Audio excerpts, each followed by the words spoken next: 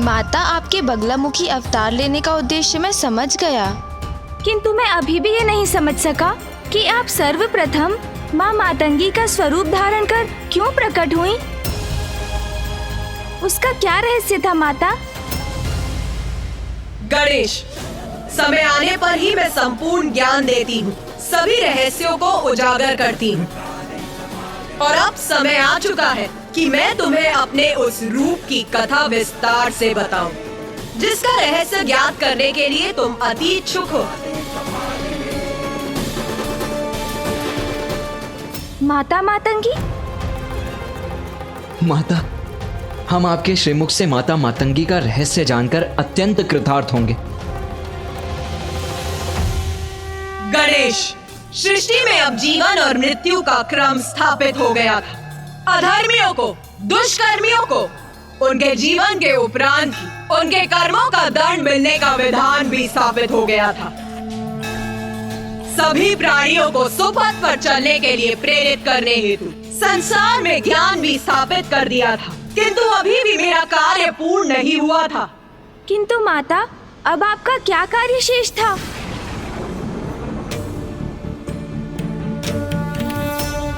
हाँ माँ, बताइए माँ। गूढ़ ज्ञान समझना कठिन होता है गणेश। उसे जन सामान्य तक पहुंचाकर उसका प्रसार करने हेतु उसमें रस का मिश्रण करना अत्यंत आवश्यक था, और ये कार्य एक लेखक, एक कलाकार ही कर सकते थे। और यही कारण था मेरे देवी मातंगी रूप को धारण करने का।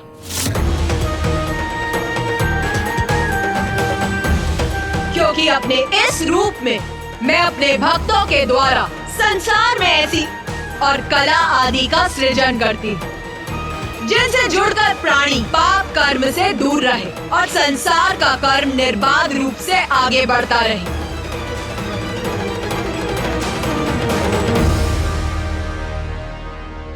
माता, अब मैं समझा कि आपने मुझे यहाँ क्यों बुलाया है। मैं तो ध्यान में मग्न था माता। मुझे आभास हुआ कि आप मुझे पुकार रही हैं, और जब आपका स्वर सुनकर मैं यहाँ इस शमशान में खींचा चला आया तो मैं बहुत अचंभित था। मातंगी, मातंग, मातंगी, मातंग, मातंगी।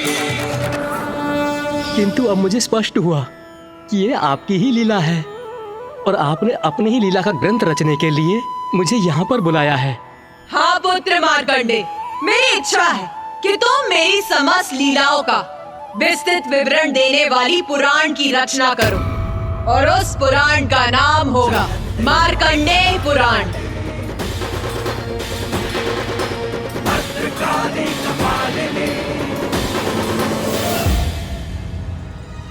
माता, आपने इतना महत्वपूर्ण कार्य सौंपकर मुझे कृतार्थ कर दिया।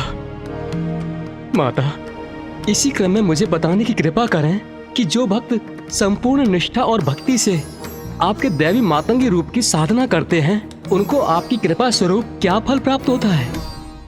देवी मातंगी रूप में मेरी पूजा करने से मेरे भक्तों को वाक शक्ति और उच्च कलाओं की सिद्धि प्राप्त होती।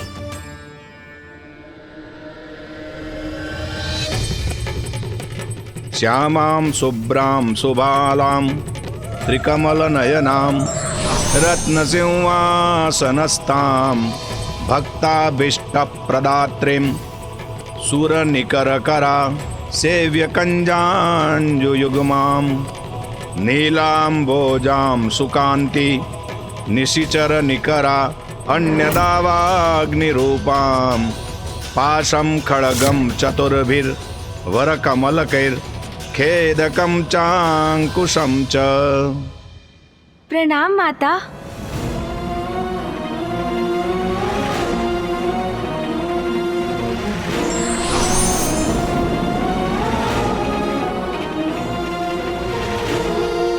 मुझे प्रतीत हो रहा है कि इस विषय को लेकर तुम्हारे मन में अभी भी संशय शेष है।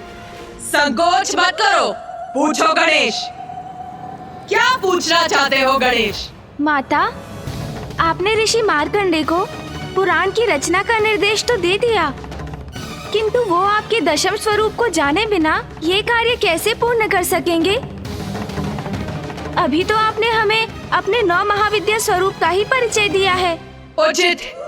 तो सुनो मेरे दशम महाविद्या स्वरूप की लीला। मैंने संपूर्ण सृष्टि का सृजन तो कर दिया था, किंतु अभी भी मेरा कार्य पूर्ण नहीं हुआ था, क्योंकि अभी सृष्टि सभी प्रकार से संपन्न होने के बाद भी श्री के अभाव में अभी भी अपूर्ण थी और संसार में श्री का आविर्भाव हो, इसलिए मैंने अपना दशम स्वरूप देवी कमला के रूप में प्रकट हुई। संसार में श्री का आगमन मेरे देवी कमला रूप के माध्यम से ही हो सकता था, जिसके लिए अब उचित समय आ चुका था। इसीलिए मैंने ऋषि भृगु की पुत्री के रूप में जन्म लेकर संसार में श्री को प्रकट किया। किंतु माता, सृष्टि के लिए श्री इतनी महत्वपूर्ण क्यों है? हाँ माता, ये प्रश्न तो मेरे मन में भी उत्पन्न हो रहा है कि पृथ्वी, अन्य लोक, सूर्य, प्रकृति, जीवन और मृत्यु के साथ तो ज्ञान का महत्व स्पष्ट है, किंतु सृष्टि क्या इतनी सामान्य है कि वो केवल श्री से ही पूर्ण हो सकती है? उत्तम, अति उत्तम प्रश्न पूछा है तुम दोनों ने, जिसका स्पष्ट उत्तर दूंगी।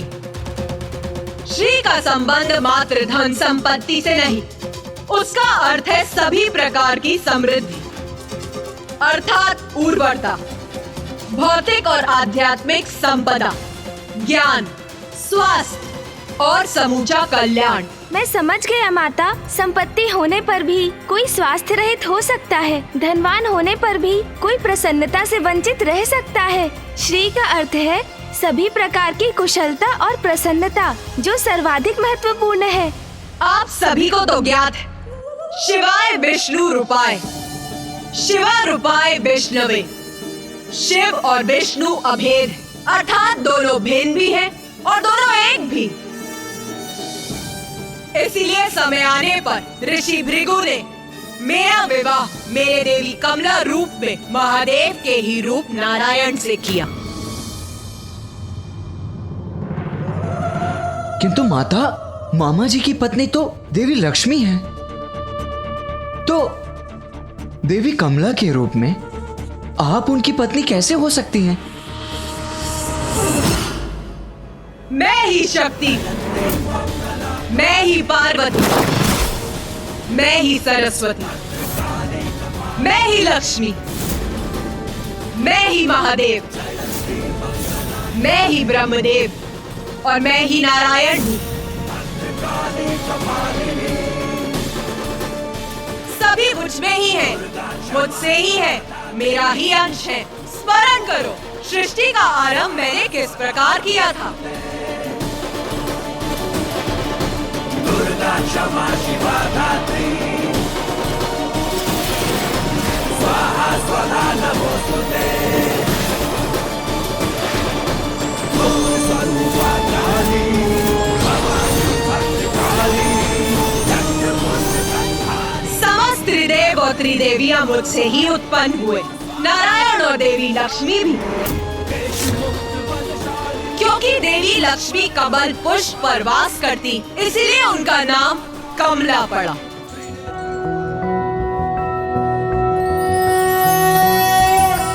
त्रैलोक्य पूजित देवी कमले विष्णु वल्लभे, यथा त्वमचल कृष्णे तथा भवमयी स्थिरा। मामी जी, माता कमला।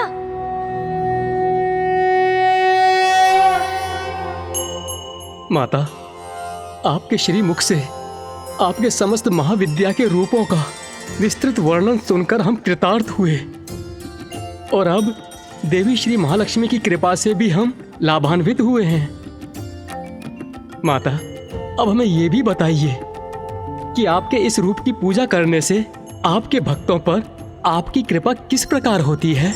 मेरे अर्थात देवी कमला के रूप में माता संसार की श्री अर्थात देवी लक्ष्मी के रूप में होती हैं, किंतु श्रीहीन होने का अर्थ है कांति से रिक्त होना। श्री के अभाव में सभी धन, संपत्ति, विद्या आदि व्यर्थ है, वे शीघ्र ही नष्ट हो जाते हैं।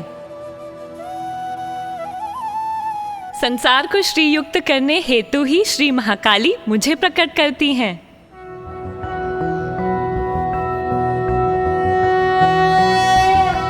त्रैलोक्य पूजिते देवी कमले विष्णु बल्लभे यथा त्वमचल कृष्णे तथा भवमयी स्थिरा।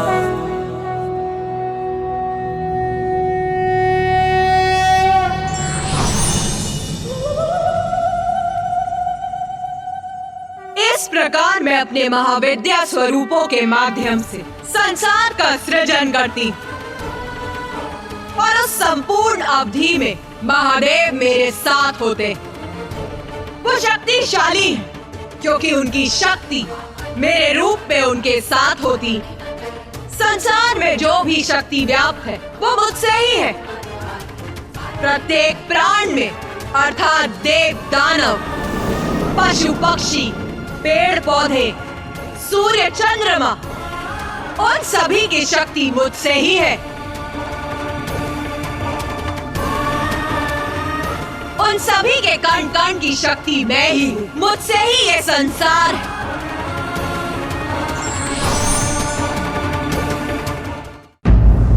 माता, संसार का जन्म आपसे और आपके द्वारा ही होता है। आप ही अपने विभिन्न स्वरूपों में संसार का पालन भी करती हैं। आप अपनी सभी संतानों को प्रकृति के माध्यम से जीवन के लिए जो भी आवश्यक है उन्हें उपलब्ध कराती हैं। उनके दोषों के लिए उन्हें दंडित कर उन्हें उचित मार्ग पर लेकर आती हैं। किंतु माता, क्या यही क्रम अनंत काल के लिए स्थिर है? नहीं गणेश, जन्म मुझसे है, पालन मुझसे है, तो सृष्टि का संहार भी तो मुझसे ही है। सृष्टि का संहार माता?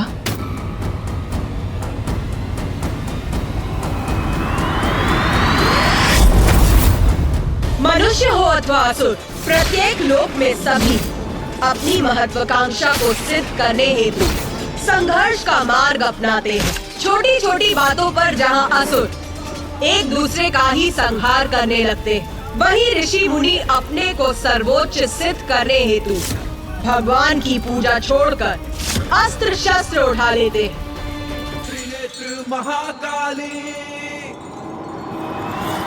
और जब ऐसा समय आरंभ होता तो प्राणियों को सुकर्मों के प्रति सजग करने हेतु मैं खंड प्रलय उत्पन्न कर संपूर्ण जगत को चेतावनी देती। और सर्वप्रथम जो खंड प्रलय मैं उत्पन्न करती वो है सूर्य प्रलय। देवी तारा, देवी तारा, देवी तारा।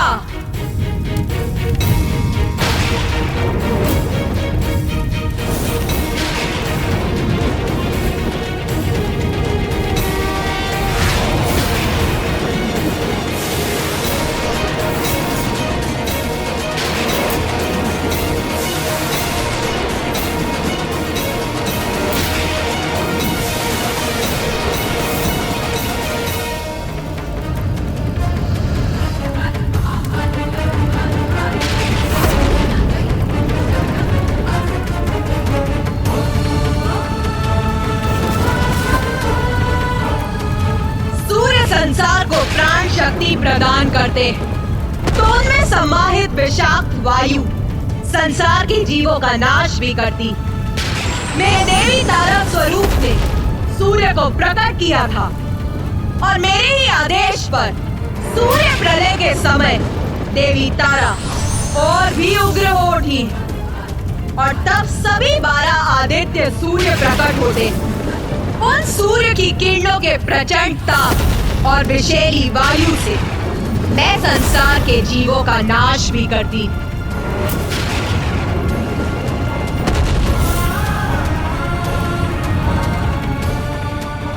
धर्म का पालन और धर्मोचित मार्ग पर चलना ही उचित है। उन्हें ये स्मरण कराने और समझाने हेतु मुझे कभी कभी अकाल जैसी प्राकृतिक आपदाएं उत्पन्न करनी पड़ती हैं।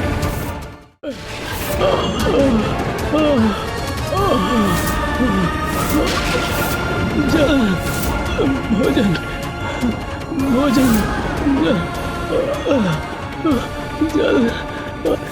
हमें क्षमा कीजिए माता, हमें क्षमा कीजिए माता, हम पर दया कीजिए, हम भक्ति पथ से विमुख हो गए। क्षमा कीजिए माता, हमें क्षमा कीजिए माता, हम पर दया कीजिए, हम भक्ति पथ से विमुख हो गए थे, हमें क्षमा जब मैं इस कीजिए। प्रकार खंड प्रलय को उत्पन्न कर ऐसी चेतावनी भेजती तो सभी सन्मार्ग पर लौटना प्रारंभ कर देते।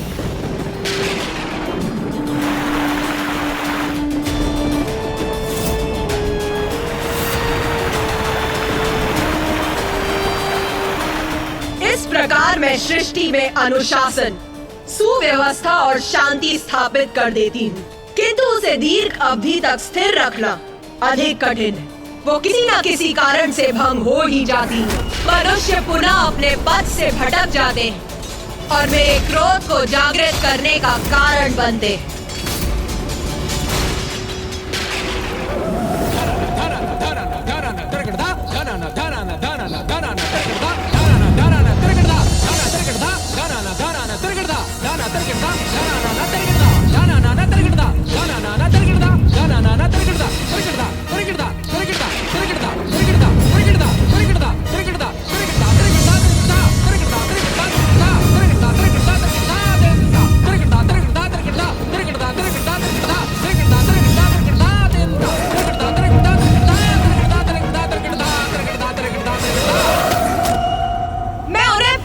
एक और खंड प्रलय रूपी चेतावनी देने हेतु उत्पन्न करती जल प्रलय।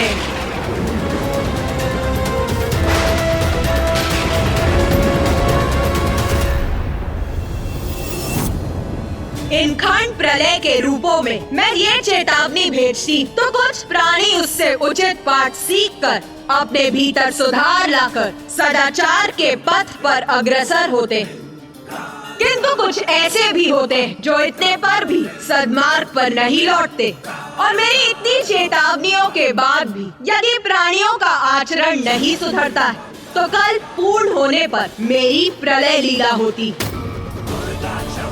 जिसमें पृथ्वी का विनाश आरंभ होता है, प्रकृति का अंत हो जाता है और प्रकृति के बिना पृथ्वी पर जीवन का भी अंत हो जाता है।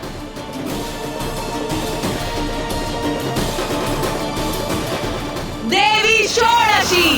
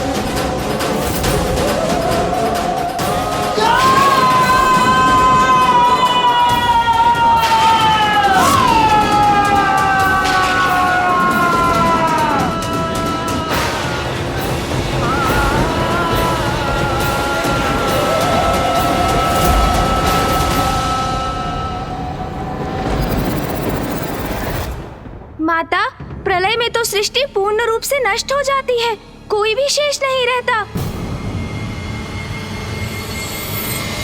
हाँ पुत्र, उचित दिशा में देख रहे हो तो तुम्हारी दृष्टि से ही तुम्हारे विचार इंगित हो रहे हैं, जो सर्वथा उचित है।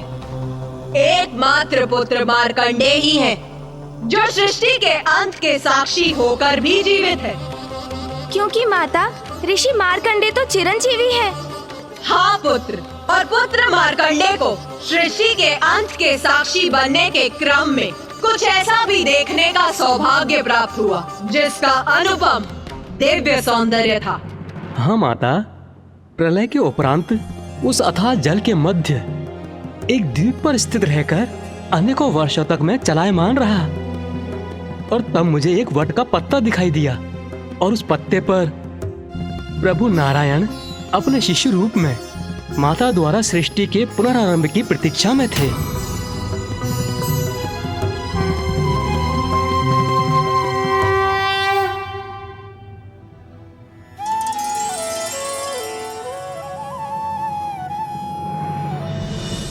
जब ऐसा दिव्य दृश्य उत्पन्न होता है तब मैं पृथ्वी का पुनः सृजन कर सभी जीवों में प्राण भरती, और जब 4 युग बीत जाते हैं और मनुष्य सुपथ से भटकने लगते हैं तो मैं विभिन्न संकेतों से उन्हें पुनः सावधान करती, और फिर कल्पांत में प्रलय के माध्यम से मैं सृष्टि को पुनः नष्ट करती, और यही क्रम सदैव चलता रहता है। और फिर एक समय ऐसा आता है जब मैं पूर्ण विनाश करने का निर्णय लेती, और तब महाप्रलय उत्पन्न होती। महाप्रलय? हाँ पुत्र, अभी तो तुमने प्रलय के विषय में सुना, किंतु इससे भी भयंकर और विनाशकारी होती है महाप्रलय, जिससे सभी कुछ नष्ट हो जाता है।